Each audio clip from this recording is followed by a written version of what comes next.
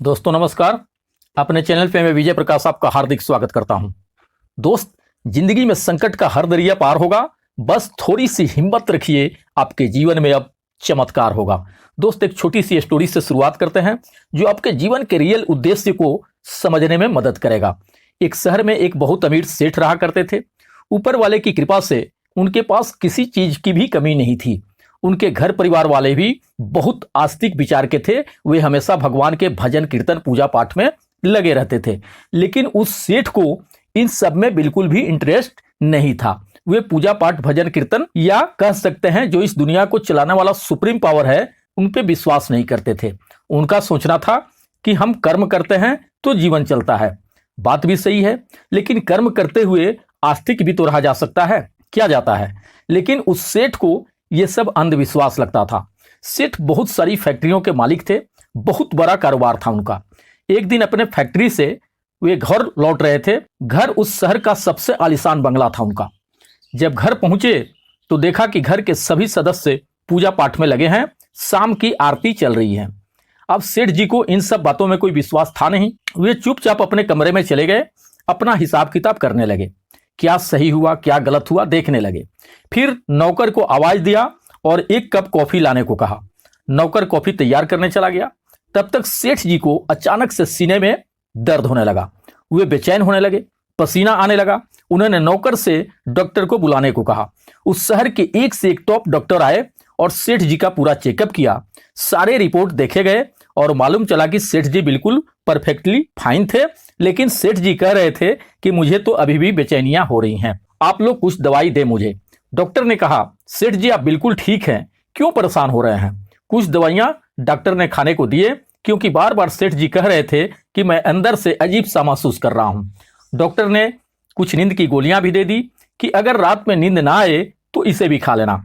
शायद किसी बात को लेकर आप परेशान हैं, इसीलिए आपको बेचैनियां हो रही हैं। सेठ जी का खाना आया, उन्होंने थोड़ा बहुत खाना खाया, फिर दवा लेकर सोने लगे। लेकिन लाख प्रयास करने के बावजूद भी नींद नहीं आ रही थी। वे बस इधर से उधर करवटें बदल रहे थे और देखते देखते सेठ जी की नजर जब घड़ी पर पड़ी तो रात के 3 बज रहे थे।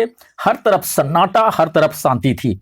उन्हें बंद कमरे में घुटन सी महसूस हो रही थी। वे बाहर निकले और अपनी गार्डन में टहलने लगे, लेकिन वहां भी सुकून नहीं आ रहा था उन्हें। फिर सेठ जी ने सोचा कि बाहर टहल के आता हूं। वे घर से बाहर निकल गए और सड़क पर टहलते टहलते दूर चले गए। इतने अधिक ख्यालों में खोए हुए थे, बिजनेस को लेके, फैमिली को लेके कई तरह की बातें मन में चल रही थी। उन्हें पता ही नहीं चला कि हम चलते चलते काफी दूर आ गए हैं। सड़क के किनारे एक चबूतरा था, वहां जाके बैठ गए और बैठे बैठे अपने बचपन के, अपने स्ट्रगल के दिनों को याद करने लगे, जब जीवन में उनके पास कुछ भी नहीं था। सेठ जी इन्हीं सब ख्यालों में खोए थे। तब तक वहां एक कुत्ता आया और उनके एक पैर का चप्पल दांत से दबाकर भागने लगा। सेठ जी भी चप्पल के लिए उसके पीछे भागे। कुत्ता भागते भागते पास में कुछ झुपड़ियां थी, वहां चला गया। सेठ जी भी उसके पीछे पीछे गए। कुत्ता चप्पल वहीं छोड़कर भाग गया। सेठ जी गए और उस चप्पल को पहन लिए, वापस अपने घर के लिए चल दिए। तभी उन्हें किसी के रोने की आवाज सुनाई दी। सेठ जी ने आसपास देखा तो एक बगल के झोपड़ी में एक महिला के रोने की आवाज आ रही थी। उस समय सुबह के लगभग 4 बज रहे थे। सेठ जी सोचने लगे, मैं क्या करूं, क्या इससे चलकर रोने का कारण पूछूं या घर चलूं। सेठ जी ने सोचा, किसी के रोने से मुझे क्या मतलब, और आगे बढ़ने लगे अपने घर की तरफ। फिर सोचे कि एक बार चलकर उस महिला से पूछ तो सकता हूं कि इतना चिल्ला चिल्लाकर रो क्यों रही हो। वे झोपड़ी के पास गए और झांक करके देखा तो एक महिला झोपड़ी की दीवार से सर पटक पटक कर रो रही थी। सेठ जी हिम्मत करके दरवाजे को खटखटाया तो उस महिला ने आकर दरवाजा खोला। सेठ जी ने कहा, बहन माफ करना, मुझे गलत मत समझना, मैं यहां से टहलते हुए गुजर रहा था तो तुम्हारी रोने की आवाज सुनाई दी, मुझसे रहा नहीं गया, मैंने सोचा चल के देखता हूं। आप क्यों रो रही हैं, क्यों परेशान हैं आप। उस महिला ने कहा, क्या बताऊं सेठ जी, मेरी 8 साल की एक बच्ची बहुत बीमार है। वो देखिए, वो जमीन पर पड़ी हुई है। डॉक्टर उसके ऑपरेशन के लिए लाखों का खर्चा बता रहे हैं।